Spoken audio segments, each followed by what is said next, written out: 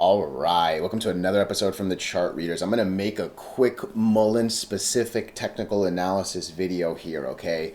Look, I know there's a lot of passionate people that are into this stock, but I've said it often. Passion doesn't pay the rent. Passion doesn't let you buy some good sushi or steaks or whatever you like to eat, right? Like it's really important to take the fanboy glasses off and just be honest with yourself about a stock versus just believing. Because look, I'm telling you, while this thing is going down as much as it is, the CEO of this company is living a way better life than any of the shareholders are, right? So just keep that in mind, all right? But we'll talk about some of the technicals. It was actually really easy to see why yesterday was going to happen. And look, today is a really critical doji that's going to probably play out tomorrow if I had to guess, okay? But before we go any deeper into the technicals real quick, what are we going to do? Same thing we always do, right? We're going to take a look at the daily and the weekly to see how things are setting up. We have our 5 moving averages. These are horizontal support and resistance lines that I do draw manually myself. And then when we're done up here, we'll use the MACD, RSI, and volume as our lower indicators. Hey, really quickly, if you can please like and subscribe, it does do really well with the YouTube algorithms. But even if you don't, just thank you so much for watching these, okay? And look, I am not perfect. I am not all-knowing. I have no crystal ball telling me what tomorrow will look like. So if you disagree with anything, throw it in the comments, all right? I'm not here to be a hater. And yeah, if your opinions are better than mine, I'd love to know. You might actually be helping me and anyone else that reads it, right? So kind of a two-way street here, okay?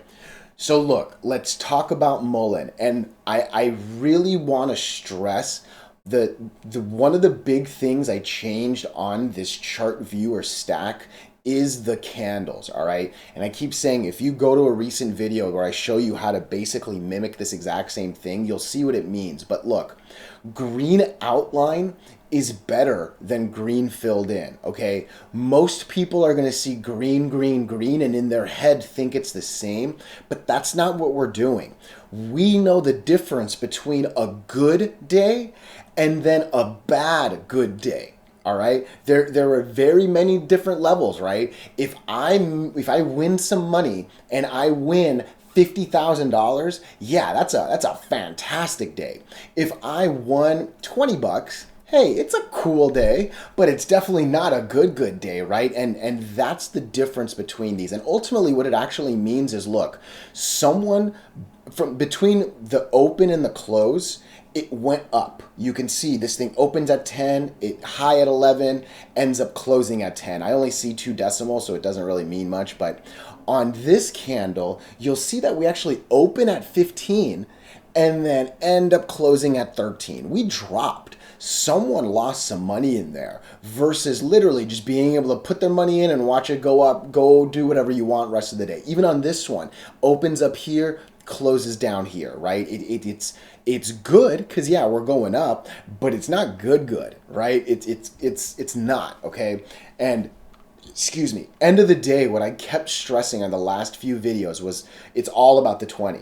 I know that the MACD was starting to look good. The RSI was looking good. Couple good days of volume. This 20 average line, we've seen it on so many different stocks just be so hard to break, all right? I don't care if you're king of volume like Mullen or you're some like random ass penny stock. This 20 is a game changer if you start incorporating it into your everyday, all right? I'm not here pretending this is the best stack.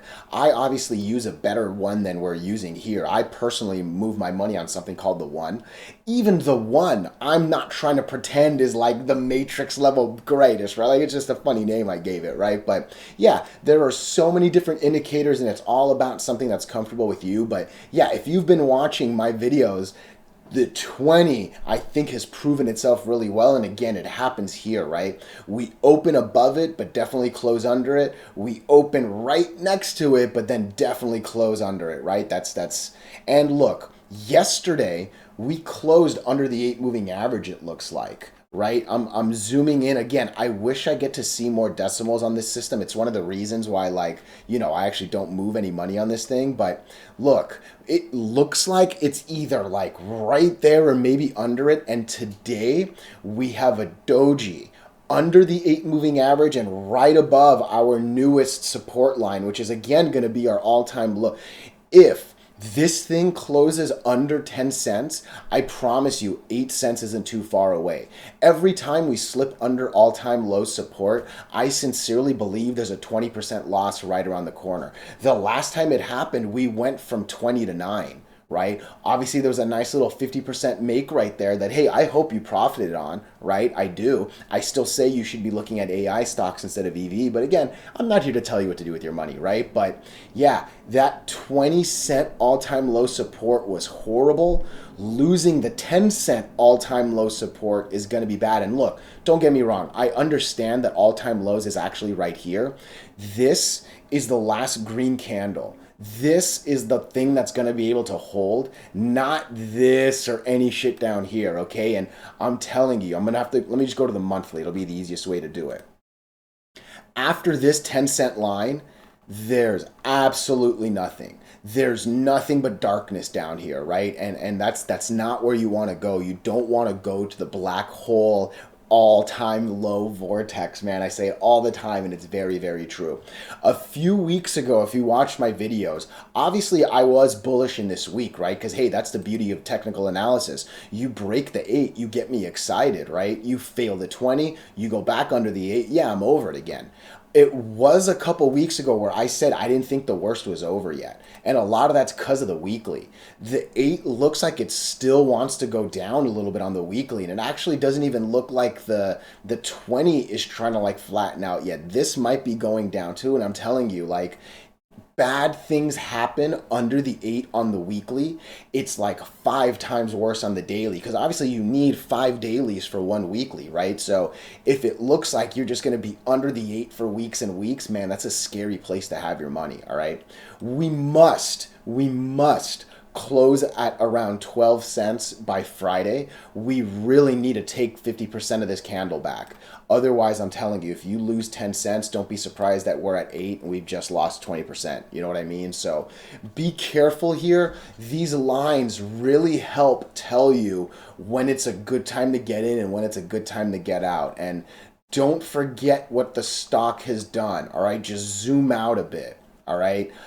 It's had a couple good moments, but a whole mess under. Couple good moments, right back under. Little bit of random, a whole mess of under. Couple, you know what I mean? Like, it has its moments, and for sure, I'm here to ride the moments when I can. But I know this stock struggles with the 8 and the 20, especially lately, all right? Not here to hate, just here to be real, all right? You will lose more money following fanboys and rah-rah-rahs than you will listening to both sides of the story, if you know what I mean, all right? Hey, I appreciate your time so much. Thank you, thank you, thank you.